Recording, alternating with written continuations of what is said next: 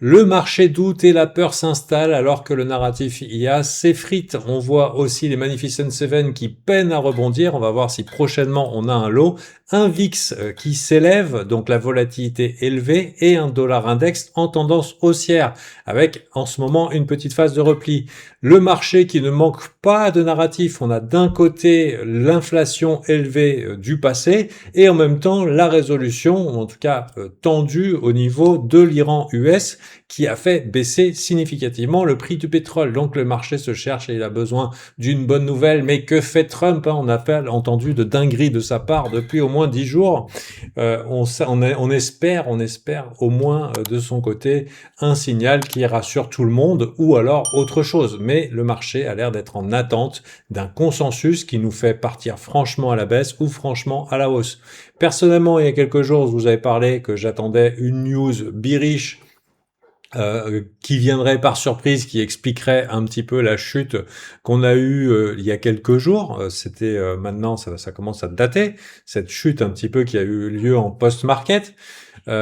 Et en fait, elle n'est pas venue. On n'a toujours pas de news qui justifie, à part dans les médias, ils disent ouais, le narratif IA, les gens ont peur. Bah oui, c'est sûr, les gens ont peur à 3 heures du matin pendant qu'ils sont sur son lit, dans leur lit, et c'est pour ça qu'ils se mettent à vendre alors qu'ils étaient ultra optimistes la veille. Mais voilà, maintenant le sentiment est impacté, et je dirais que l'effet de surprise pourrait tout aussi bien être à la hausse.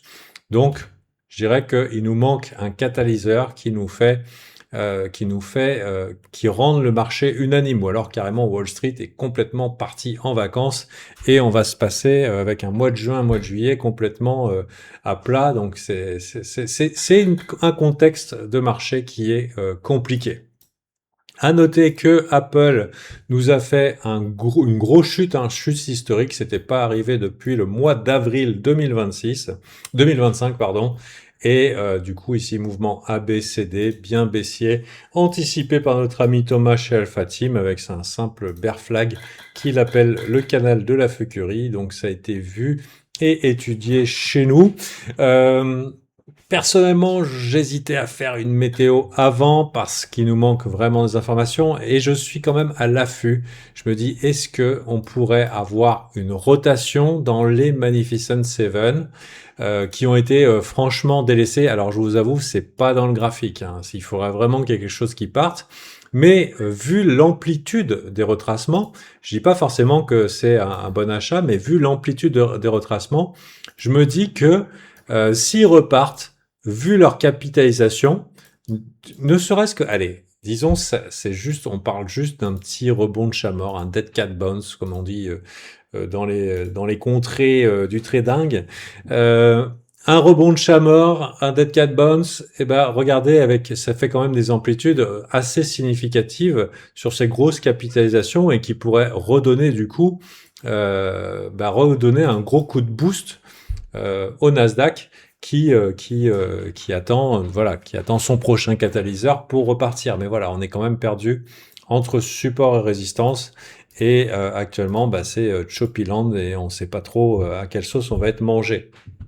Hier, on a eu beaucoup de chiffres. On aurait pu s'attendre à une journée un petit peu plus volatile. Beaucoup de chiffres en rapport avec l'inflation, le PCE, etc. Des chiffres qui sont pas trop mauvais.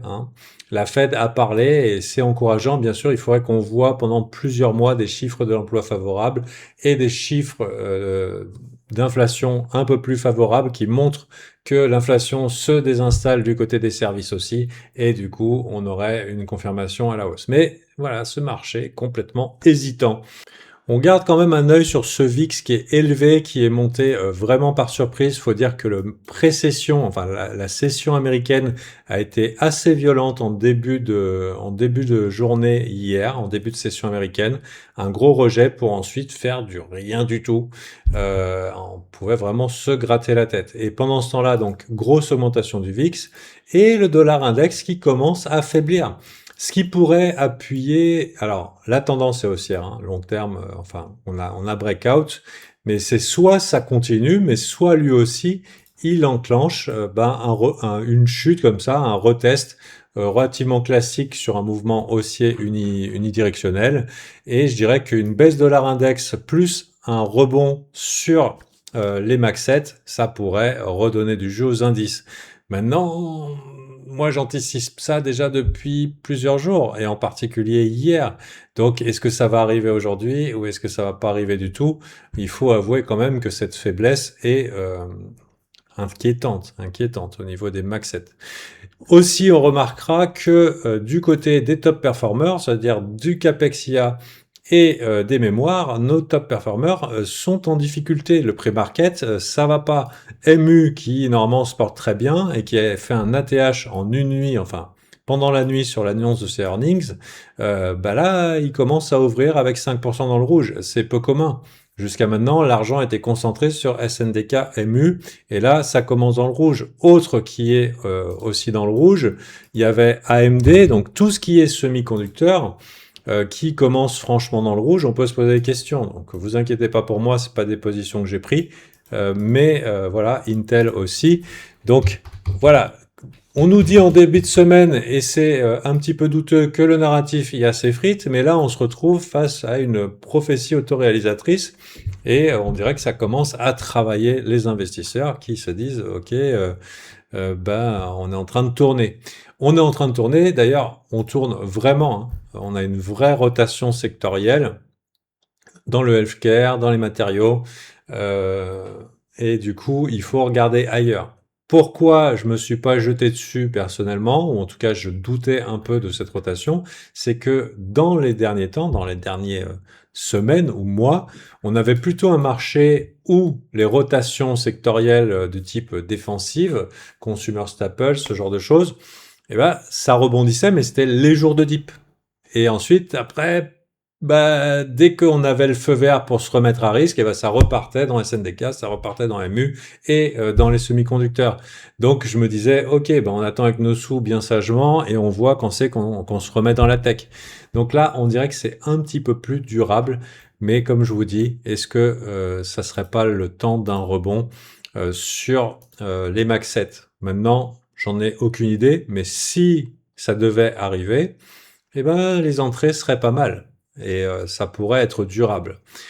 Autre chose, est-ce que l'or, j'en avais parlé en début de semaine, n'a pas la tête d'un lot? Moi, je trouve que l'or a la tête d'un lot, avec ici un swipe des lots, réintégration. Pour moi, c'est un trade qui se prend, même si, bon, on voit clairement qu'il est en phase de faiblesse, hein, donc c'est pas de la haute probabilité, mais je dirais que ça offre un risque-récompense intéressant, alors que les gens ne regardent plus. Voilà un petit peu. Donc du coup, pour mon Gaby Colboard, bah, ça arrange pas mes affaires, hein. C'était une semaine qui était surprenante par son absence de surprise. Le dip sur Bad News, il n'a pas eu lieu. Non, on n'en est pas là. News Bearish qui arrive et qui explique pourquoi une chute. Ça n'a pas eu lieu. Alors j'avais dit quelques semaines, peut-être que ça va venir. Mais par exemple hier, il y a eu une attaque d'un bateau par les Iraniens dans le détroit d'Ormuz. Normalement, ça aurait dû faire tomber les prix. En tout cas, on a connu ce genre d'event comme étant bearish et ça n'a pas chuté. Donc c'est peut-être bon signe si par exemple le marché a l'air résilient à des news bearish. Mais par contre, pourquoi Trump se tait? Pourquoi il ne dit pas de gros trucs qui font bouger les marchés? Ça fait 10 jours, on dirait il est en vacances.